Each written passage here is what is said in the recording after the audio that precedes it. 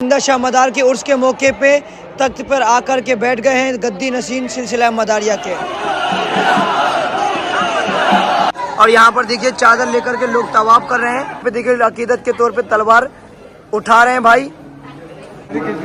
तो ये देखिए माशाल्लाह ये पेड़ है और ये पेड़ के नीचे यहाँ पे तलवार रखी हुई है। पर देख सकते हो चिराग जल रहा है। थोड़ा बताएं यहाँ के लोग यहाँ का काजल लगाते हैं जिससे उनको शिफा मिलती है।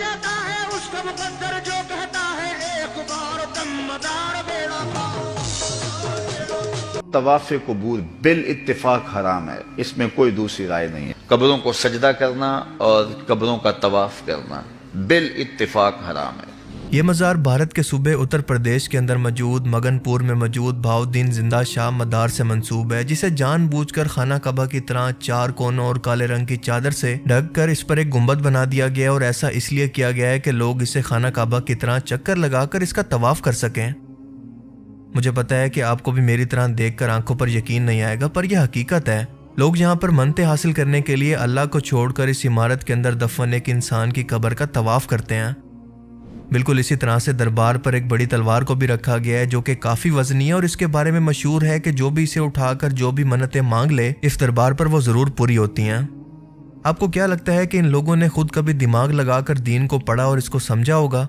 हरगिज़ नहीं, बल्कि ये लोग तो ऐसे कब्र परस्तों से दीन सीखते हैं जो कि इन्हें खुल्लम खुल्ला नंगा शिर्क करने की तावीलें और दलीलें पेश करते हैं। कुछ इस तरह से वली जब तक जिंदा रहता है वो तब भी मदद करता है, जब कब्र में चला जाए अल्लाह की अता से तब भी करता है, लेकिन दुनिया में रह के वो मदद थोड़ी करता है, कब्र में जाके ज्यादा करता है। अब आप खुद फैसला करें कि ये सब सुनने के बाद कोई न्यूट्रल इंसान खुद को ये कहने से कैसे रोक सकता है कि जैसे हिंदू अपने बुतों को सामने लिटाकर पूजते हैं, तो ये कब्र परस्त लोग मुर्दों को कब्रों में लिटाकर। क़यामत के दिन एक गुनाहगार और मुशरिक इंसान अपना अमाल नामा मिलने के बाद जहां पर और बहुत सारी ख्वाहिशात करेगा, तो इसकी सबसे बड़ी हसरत आप जानते हैं क्या होगी? वो कहेगा कि काश मैंने अल्लाह के सिवा किसी को शरीक ना बनाया होता, काश आज के दिन मैं मरकर मिट्टी हो गया होता ताकि मेरा हिसाब किताब ना होता, है काश कि मैं दुनिया के अंदर एक बार वापस चला जाऊं तो फिर कभी भी सजदे से सर ना उठाऊं।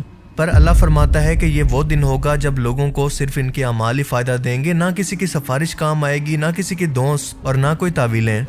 अगर ऐसा ना होता तो कायनात के सबसे अजीम इंसान हजरत मोहम्मद सल्लल्लाहु अलैहि वसल्लम अपनी बेटी फातिमा से ये ना फरमाते कि ए फातिमा मेरे माल से दुनिया में जो लेना है ले ले, अगर क़यामत के दिन अल्लाह ने तुझे पकड़ लिया तो मैं तेरे किसी काम नहीं आऊंगा। जरा अंदाजा करें, ये बात समझाने के लिए की जा रही है जन्नती औरतों की सरदार को, ताकि ऐसे लोगों के बंद दिमागों को खोला जा सके। ये कब्र परस्त मौलवी ज्यादातर एक हदीस को बुनियाद बनाकर इस शिर्क का दिफा कुछ इस तरह से करते हैं कि अल्लाह के रसूल ने फरमाया था कि मुझे तुमसे यानी अपनी उम्मत से शिर्क का कोई खौफ नहीं। यानी आप सल्लल्लाहु अलैहि वसल्लम के अल्फाज के मुताबिक मेरी उम्मत से शिर्क हमेशा के लिए ख़त्म हो जाएगा, वो कभी शिर्क नहीं कर सकती। हालांकि असल में इस हदीस का मफहूम ही कुछ और था। मकसद समझाने का ये था कि मेरी सारी की सारी उम्मत शिर्क अब कभी नहीं करेगी, जैसा कि इससे पहले की उम्मतों के साथ हुआ था कि मूसा अलैहिस्सलाम की कौम हो या बाकी पैगंबरों की, वो इन पैगंबरों की वफात के बाद दोबारा मुकम्मल तौर पर मुशरिक हो जाती जब तक कि अगले पैगंबर इनकी हिदायत के लिए मबूस न होते। ये लोग इसी हदीस को बुनियाद बनाकर लोगों को इसका गलत मतलब समझाकर इनको शिर्क की दावत देते हैं।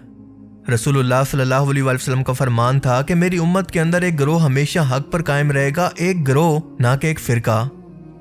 अब जरा एक और खुला शिर्क देखें कि ये लोग मज़ार पर मौजूद दफन बुजुर्ग की तस्वीरें सामने लगाकर इन पर हार चढ़ाकर इन पर दुरूद सलाम पढ़ रहे हैं। अस्तगफिरुल्लाह।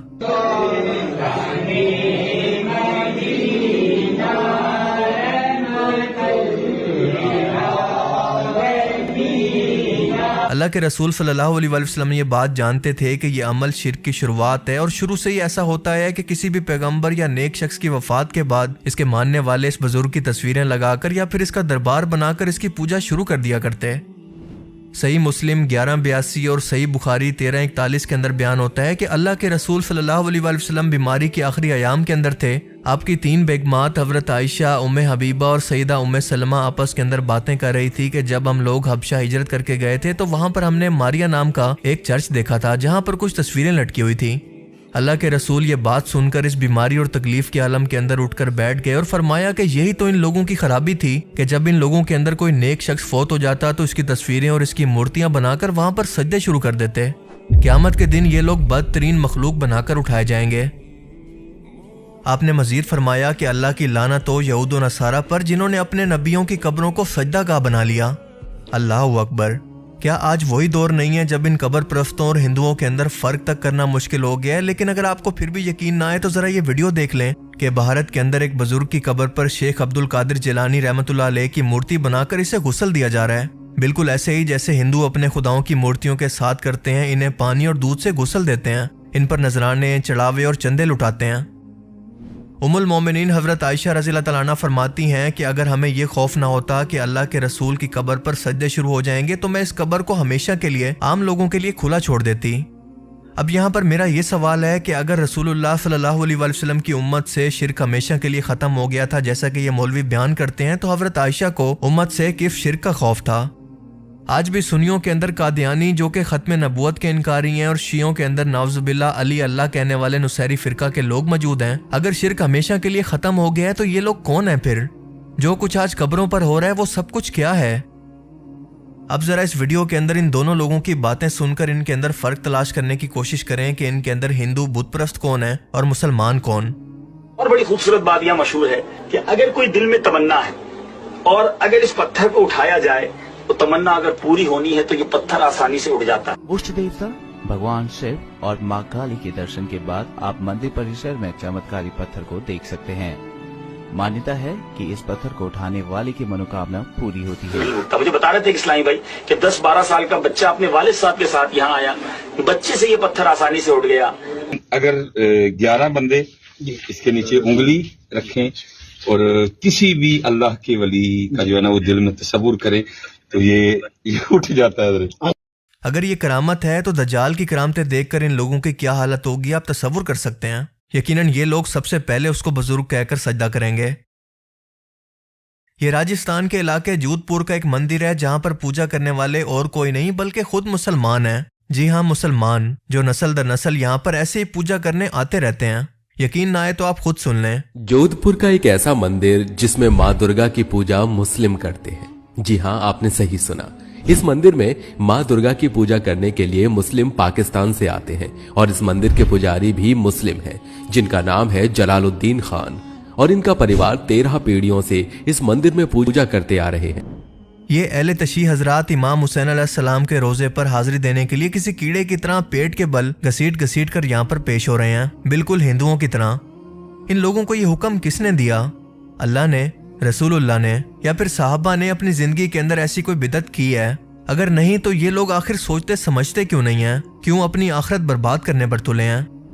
याद रखें कि आज अगर इसी हालत के अंदर बिना तौबा किए इन लोगों में से किसी को मौत आ जाती है तो फिर वापसी का कोई रास्ता नहीं। हमेशा की जहन्नुम ऐसे लोगों का मुकद्दर है, वो जहन्नुम जिसका टाइम कभी खत्म नहीं होगा, वहां से कभी भी वापसी नहीं होगी।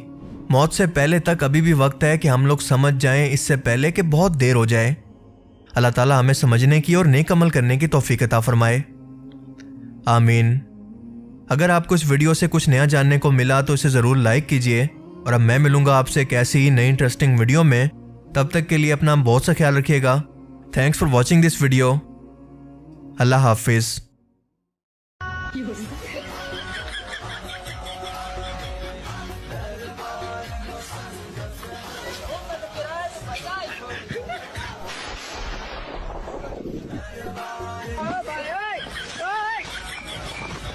You're